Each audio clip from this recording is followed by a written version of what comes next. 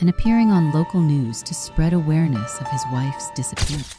Ginger Rios was more than a name in a case file. She was a young woman full of dreams, kindness, and ambition. Friends and family remembered her as someone who lit up every room she walked into. Ginger had a warm smile that made people feel welcome, and a voice filled with hope for the future. She grew up surrounded by love, raised with strong values that shaped her into a caring and responsible person. Ginger's life was about pursuing simple joys.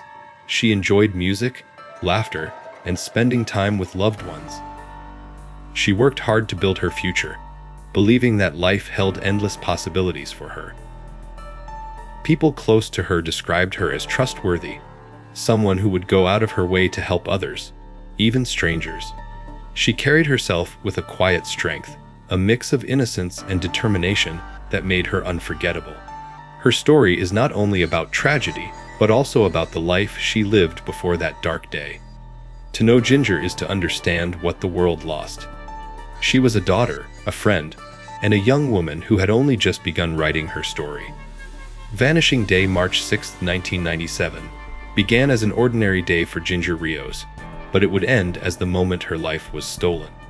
Ginger and her husband, Mark, were visiting Las Vegas, a city of lights and distractions. While Mark stayed behind, Ginger decided to explore alone. She entered a record store called Extreme Collectibles, unaware that this simple stop would lead her into the hands of danger. That store was run by a man named William Miller, whose charm hid a far darker side.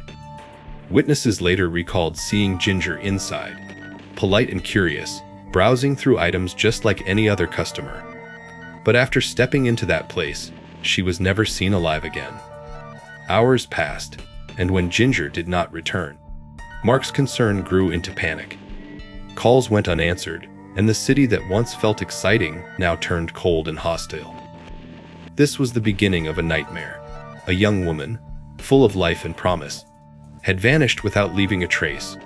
For her loved ones, fear quickly turned into desperation. What happened inside those walls? Why did Ginger never walk back out? The questions hung heavy, marking the start of a case that would shock everyone who followed it. First clues: when Ginger Rios vanished, investigators quickly realized that time was critical. The first clue came from the last place she was seen alive: Extreme Collectibles. Police visited the store, and it did not take long for suspicions to fall on the owner, William Miller. He claimed Ginger had left after browsing, but his story seemed shaky. Officers noticed inconsistencies in his account, and unease grew stronger when his behavior came off as nervous and defensive. Detectives spoke with witnesses who remembered Ginger inside the shop. She had not seemed distressed, but she had also not walked out. This detail became one of the earliest red flags. Security checks around the area added little, but what did emerge was a disturbing pattern. Miller had a history that hinted at violence and obsession. Investigators began piecing together fragments: his past, his attitude, and the way he tried to distance himself from the case. Mark, Ginger's husband, gave crucial information about her last known movements, helping police trace her steps.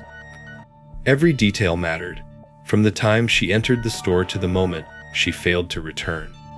These first clues painted a picture that was both chilling and urgent. Something terrible had happened, and the truth was hidden behind Miller's carefully built facade. Police search as hours turned into days. The search for Ginger Rios grew more urgent. Police in Las Vegas launched a full-scale effort, combing through neighborhoods, deserts, and hidden corners of the city. Flyers with Ginger's photo were posted everywhere, her smile now a haunting reminder of the life that hung in the balance. Detectives pressed William Miller again and again, but his answers stayed hollow. He insisted Ginger had simply left, yet investigators knew the truth was buried deeper. Officers obtained a search warrant for Miller's home and business. What they found unsettled them: strange writings, disturbing notes, and evidence of a twisted fascination with control and violence. These discoveries painted Miller not as an innocent store owner, but as a man hiding dark secrets. Teams searched storage areas, back rooms, and even the desert outskirts, hoping to uncover any sign of Ginger. Mark Rios stood helpless but determined, working alongside police, never giving up hope. The search was not only about finding evidence, it was about giving Ginger's family answers. Every hour mattered, and investigators pushed harder, knowing that somewhere in Las Vegas lay the truth about Ginger's fate. The police search had become a desperate race against time. Suspect found, the investigation reached a turning point when police finally connected the pieces that pointed directly to William Miller. His past behavior, the inconsistencies in his story, and the disturbing items found during the search painted him as more than just a suspect. He became the prime focus. Detectives uncovered evidence suggesting Miller lured Ginger under false pretenses, using his store as a trap. Witnesses reported unsettling details about Miller's demeanor, describing him as someone who thrived on control and manipulation. As investigators dug deeper, Miller's web of lies began to unravel. Records, testimony, and physical evidence linked him to Ginger's disappearance.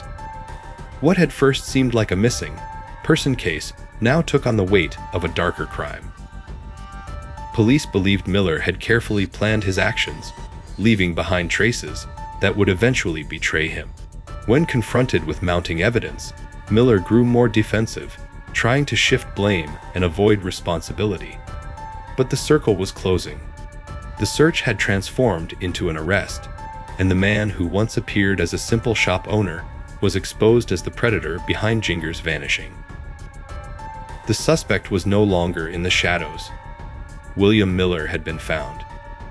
Trial begins when William Miller was brought to trial, the courtroom filled with tension and grief. For Ginger Rios' family, it was the moment they had waited for, though no outcome could undo the pain of her loss. Prosecutors laid out the chilling timeline of events, showing how Miller used his store as a trap and how Ginger walked into a place she would never leave. They presented the disturbing writings, the evidence gathered from his home, and the testimonies of witnesses who had seen Ginger enter the shop. The defense tried to cast doubt, suggesting Ginger left the store unharmed, but the weight of evidence told another story. Every detail, from Miller's lies to the items found in his possession, pointed to his guilt. The trial became more than a legal battle. It was a fight for justice, not just for Ginger, but for every loved one she left behind. As the days unfolded, the jury listened carefully, struck by the cruelty of the crime. Mark Rios sat silently, carrying the heavy burden of both loss and hope. The trial marked the start of holding Miller accountable, and the world now saw him not as a businessman, but as the man accused of destroying a young life. Justice served, the jury's decision came as a wave of relief for Ginger Rios' family and friends. After weeks of testimony and evidence, William Miller was found guilty. The courtroom echoed with silence as the verdict was read, a moment that marked the end of lies and the start of justice. Ginger's name remains a light against the darkness of what was taken from her.